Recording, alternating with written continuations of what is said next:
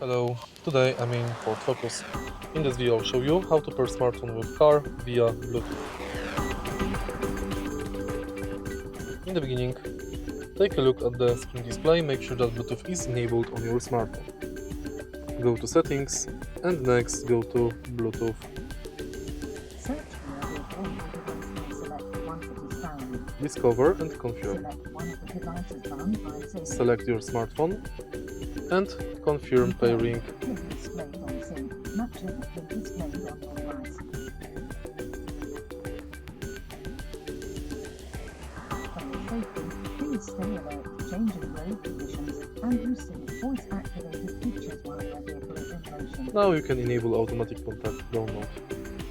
If you find this video helpful, please leave like, comment and subscribe.